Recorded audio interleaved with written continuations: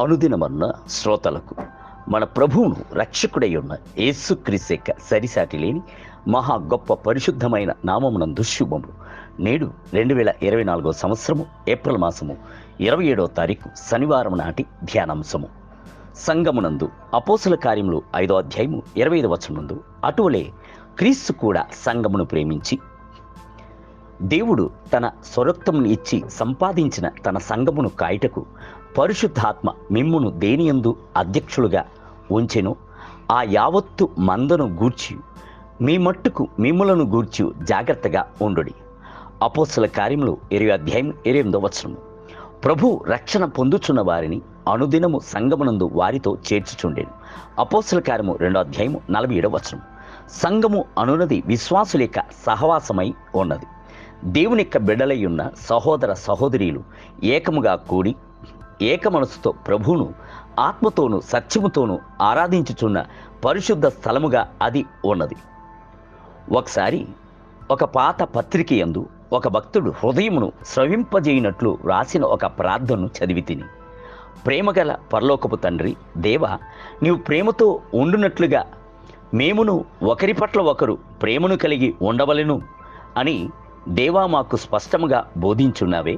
అయితే నీ యొక్క ప్రజలు అని పిలువబడుచున్న మాయందు ప్రేమకు బదులుగా పగయు, విభజనలను, పట్టింపులను, అసూయయు, అతిశయమును, ఓర్వలేని తనమును, కులభేదములను, పేద ధనికుడు అను హెచ్చు తగ్గింపులను ఎంతగానో తలవిరబోసుకుని నాట్యమాడుచున్నది. వాటినన్నిటినీ చూచుచున్నప్పుడు నీ యొక్క కనుల యందు రక్తపు కన్నీరు వచ్చునని ఎరిగున్నాము. కావున దేవుని ప్రేమ చేత మా యొక్క అంతరంగమును నింపివేయుము, ఆమేనని సూచించుచుండెను. సంఘమునందు ప్రేమించేటువంటి దేవుని యొక్క బిడలు సంఘము కొరకు ప్రార్థించవలసింది అవశ్యమై ఉన్నది. సంఘమునందు గల బోధకుల కొరకును ప్రభు లేవనెత్తుచున్న సేవకుల కొరకును కన్నీటితో గోజాడవలసింది అవశ్యమై ఉన్నది. దేశమునందు సమస్యలు వచ్చుచున్నప్పుడు సంఘముగా కూడి ఉపవాసముండి ప్రార్థించుడి. సంఘము ద్వారా సువార్త పరిచర్యను చెయ్యుడి. ఆత్మలను సంధించి ప్రభువులోనికి నడిపించుడి. క్రీస్తయ్యున్న మూలరాయిపై అపోస్తులు, ప్రవక్తులు అనువారి పునాదిపై సంఘము కట్టబడి కట్టడముగా లేవనెత్తబడవలెను. సంఘమునకు గొప్ప కాపరిగా ప్రభు తానే ఉండి సంఘమును త్రోవ నడిపించుచున్నాడు. క్రీస్తు శిరసైతే సంఘము శరీరమై ఉన్నది. క్రీస్తు కాపరి అయితే సంఘము మేపబడుచున్న గొర్రె అయి ఉన్నది. క్రీస్తు ద్రాక్షావళి అయితే సంఘము ఆయనందు నిలిచుండు తీగై ఉన్నది. విశ్వాసులందు ప్రేమగల సహవాసము కలిగి ఉంటేనే సంఘము ఏక మనస్సు ముందుకు కొనసాగి వెళ్ళగలదు. ఒకసారి దైవ సేవకులైన పాల్ యాంగిచో చెప్పెను, మా యొక్క సంఘమునందు 20 మంది సభ్యులున్న కాలము ఉండేను, లక్షల కొలదిగా పెరిగున్న కాలమును కలదు. అయితే ఒక్కసారి కూడా సంఘము చీలిపోయినది లేదు. కారణము మేము ప్రతి ఒక్క ఆరాధన యందును సంఘం యొక్క ఐక్యత కొరకు, ఏక తాత్పర్యము కొరకును కన్నీటితో ప్రార్థించున్నాము.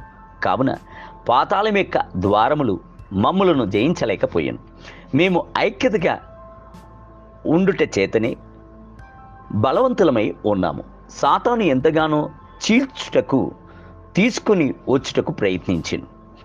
మా యొక్క ప్రార్థనా యోధులు మోకాళ్ళ యందు నిలబడి అతని యొక్క క్రియలను నిర్మూలము చేయుచున్నారు అని చెప్పాను. దేవుని బిడ్డలారా, సంఘం యొక్క బలమే విశ్వాసుల యొక్క బలము. నేటి ధ్యానమునకై విశ్వసించిన వారందరూ ఏక హృదయమును ఏకాత్మయు గలవారై ఉండిరి. ఎవడునూ తనకు కలిగిన వాటిలో ఏదియూ తనదని అనుకొనలేదు. వారికి కలిగినంతయు వారికి సమస్యగా ఉండెను. అపోస్తల కార్యము 4వ అధ్యాయం 32వ వచనం. నేటి వేద పఠనము ఉదయము 1 రాజుల గ్రంథము 1 మరియు 2 అధ్యాయములు, సాయంత్రం లూకాసు వార్త 19వ అధ్యాయము 28 మొదలుకొని 48 వచనములు. ప్రభు మిమ్మలను దీవించునుగాక. ఆమేన్.